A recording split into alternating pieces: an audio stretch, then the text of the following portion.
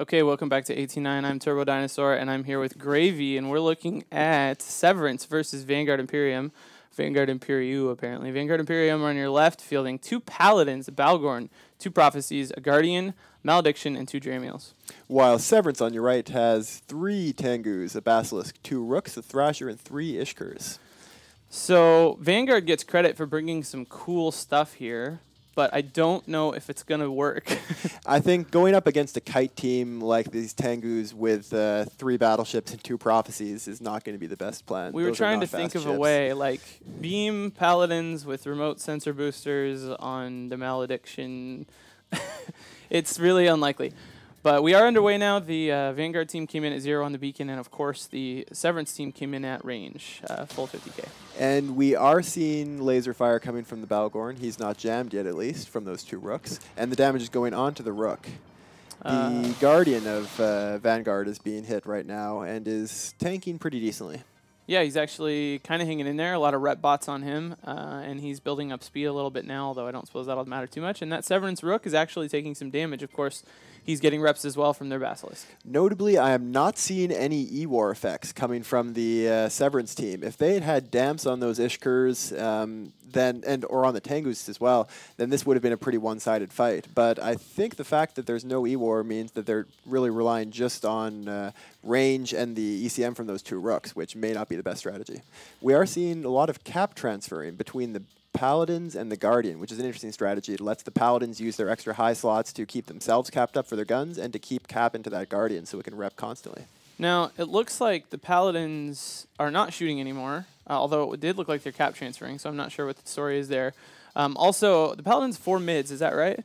I forgot how many mids it I'm pretty has. sure it's 4 mids, and I can be positive that they have ECCM, sensor boosting, and tracking enhancing going on in those mids. So these guys were trying to prepare to deal with E-War, but yeah, obviously that's a bigger task when you're in the Marauder especially. They are firing now, so we're seeing not a lot of damage being applied, but the damage that is coming is onto the Tengu, the first Tengu of Severance.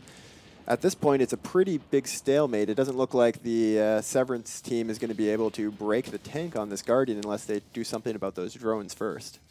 Yeah, they should think about taking out those drones. As expected, there's really not any movement happening for the Vanguard team. The Paladins haven't crossed the 100 meter per second mark. In fact, they haven't really bothered to even move for most of the fight. So they weren't really planning to have to catch up to anyone. I guess maybe their plan was that if their tank is strong enough, people will have to come close to them, but with so many missiles around, that's sort of weird. This is another case where having damps would have been extremely effective. I am seeing some effect coming off of that Ishker, but I think it's just a scrambler. Yeah, it could be tracking disruption too, although that makes less sense with the Tengus, so.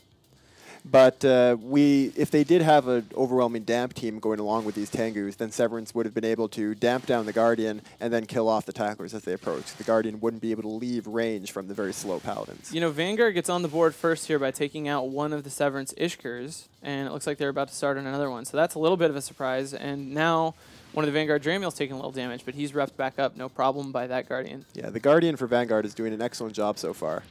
And it really is looking like Severance is going to have to come up with something new to be able to take these guys down. This is such a weird setup. We used to see more stuff like this. Famously, I don't remember, CO2 maybe brought rocks.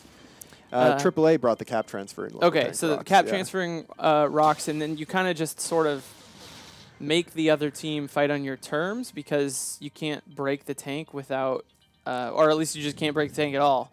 But it's weird because there's really no way in the long run for Vanguard to get a lot of damage, the damage from the Balgorn or the Paladins really, or the Prophecies, really put on anything without leaving that kind of cap transfer structure.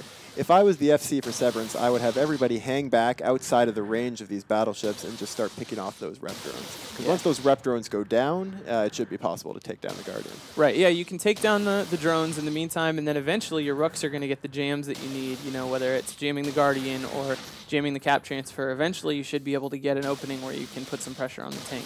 It doesn't look like that's happened yet. For the most part, these guys have had no problem running the transfers the whole time. And actually, a Severance Tengu is now getting close to armor. Yes, he just took a lot of damage very quickly. I'm not sure if he got too close to them, within range. He may have gotten tackled by that Dramiel and then just... He is webbed. He is webbed. Absolutely. And of course, the Balgorn can web from quite a distance as and well. And the Vanguard is now nuding him as well, which is very bad news. He's not going to be able to run his afterburner, and he's not going to be able to run his hardeners after a few cycles of those nudes.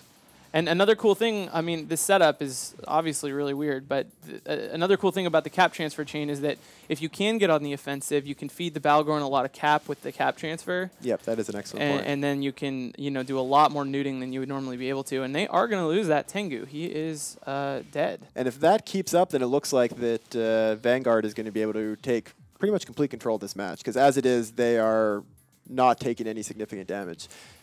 I don't think relying on the Guardian pilot to fall asleep is going to work very well for Severance. They're going to need to do something actively to take down that Guardian, which probably means destroying those drones fast. This is kind of crazy. I really, really, really wouldn't have thought the match was going to go this way at all.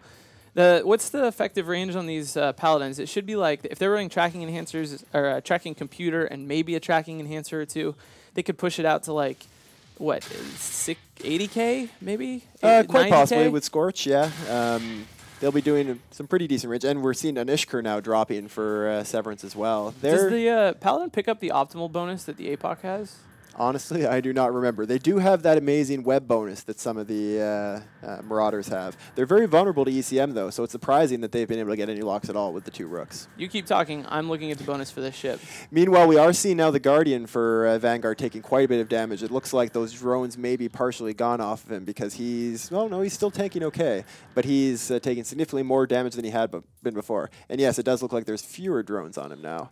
But if the Severance team can take down that Guardian, then that's going to change things significantly, because without him, the tanks will just pretty much fall apart on these larger ships, and the missiles will be able to do full damage to them. So the Paladins do not pick up the optimal bonus from the APOCs, which means their range really isn't that great.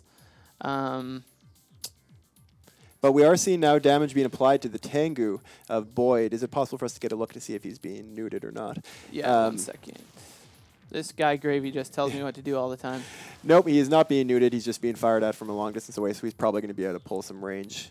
Now, the Guardian for Vanguard is still dropping, but slowly. He's down to about 10% armor, but he's eating it back up as well.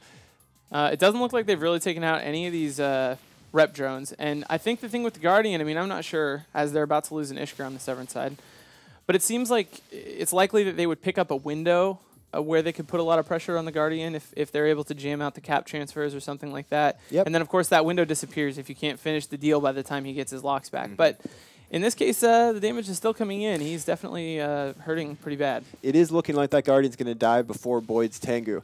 And if Boyd's Tengu goes down, though, that's going to be a lot of their DPS gone. So I'm not sure they'll be able to break through the just effective hit point tanks on the battleships and Guardian prophecies. down.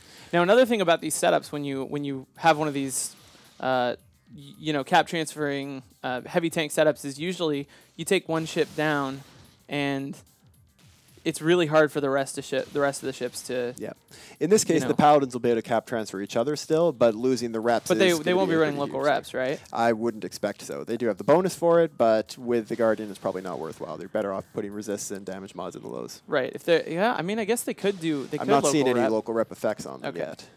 Well, they're not in armor yet. Yeah. Same time, that Tengu is holding on all right. We're going to find out soon, because that Paladin is getting shot and he's now into armor.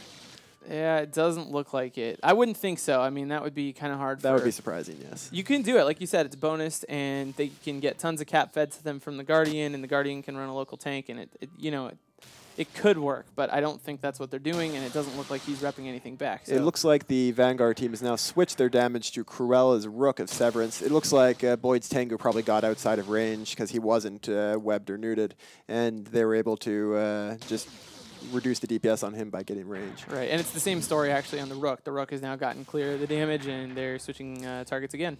Yep, now it looks like the Severance team is doing a good job of taking down that Paladin, but we do only have 1 minute and 15 seconds left. So it's a question of how many points they can knock out before the time runs out. Right, and they probably will get this Paladin, but it's not actually guaranteed, and for now, Vanguard actually is going to be the winner, and winning, we talk a lot about how getting as many points as you can is important, but actually winning is really important as well. These teams, Severance lost their first match, Vanguard lost their first match as well? I believe so. Yesterday? Yes, so yes, they did. Whoever wins this match at least keeps themselves alive in the tournament. They can go into next weekend and, buy a qualifier match and get themselves through the group. But this Paladin probably will go down before the time is up. He's just about to hit structure, and like we said, there's no reps. And actually, at this point, Severance has a pretty good lock. They can kind of dictate range. And but the real question is if they'll be able to get any more points knocked out before time runs out. After taking down the Paladin, should probably switch to the Dramiel, see if they can knock them down. But if the Dramiels are smart, they'll be burning to the opposite side of the arena. Does the Paladin give them enough points to get the win? I would have to do some math on the fly for that. 15, is it more than 15 points? Yes, it is 19 points. So if they take this out, or the 18 next, points, oh, I think that got Severance the win then, yeah? Because they're going to go, if that's 19 points, they're going to go up to 34. And Vanguard's only got 30s. So Severance should win that match with 10 seconds with to 33 spare. points. Yes, 33. it's 18 points. Severance now has 33. And yes, Severance takes the win on points by killing the Paladin right at the very end of the match. In a really, really weird match. Testing our math skills to their limits. 17 plus 4 or whatever. Back to the studio.